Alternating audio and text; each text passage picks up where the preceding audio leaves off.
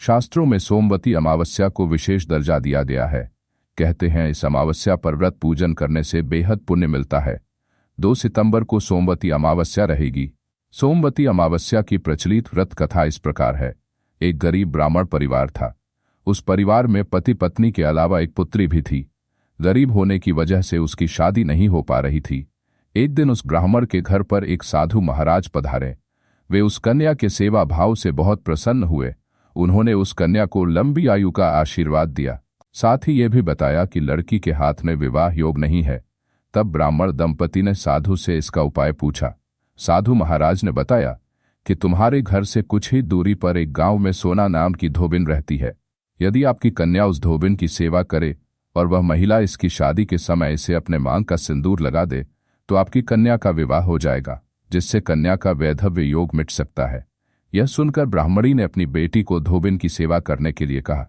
अगले दिन से ही वह कन्या प्रातः कार उठकर सोना धोबिन कर जाकर सारा काम करने लगी, लेकिन धोबिन के उठने से पहले ही अपने घर वापस आ जाती। एक दिन सोना धोबिन ने अपनी बहू से पूछा कि तुम सुबह उठकर घर का सारा काम कर देती हो और मुझे पता भी नहीं चलता। बहू ने कहा, माँ मुझे तो लगा कि आप ही सुबह उठकर सारे काम कर देती हैं, क्योंकि मैं तो देर से उठती हूँ। यह सब जानकार दोनों सास बहू अपने घर की निगरानी करने लगी। कई दिनों के बाद उस धोबिन ने देखा कि सुबह एक कन्या मुंह ढके उनके घर में आकर सारा काम करने के बाद चली जाती है। एक दिन जब वह कन्या काम करने धोबिन के घर से जाने लगी तो सोना धोबिन उसके पैरों पर गिर पड़ी।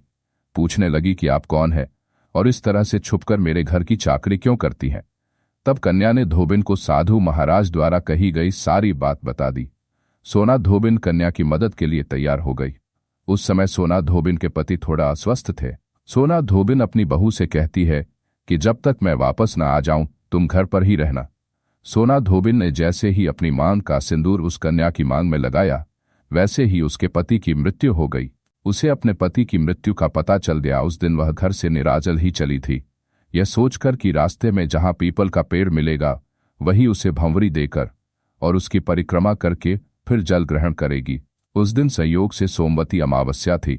धोबिन ने ब्राह्मण के घर मिले पुए पकवान की जगह ईंट के टुकड़ों से 108 बार भंवरी दी और साथ ही 108 बार पीपल के पेड़ की परिक्रमा भी की और उसके बाद जल ग्रहण किया।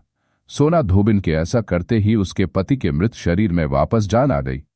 कहते हैं तभी से सोमवती अमावस्या प्रसिद्ध हो गई।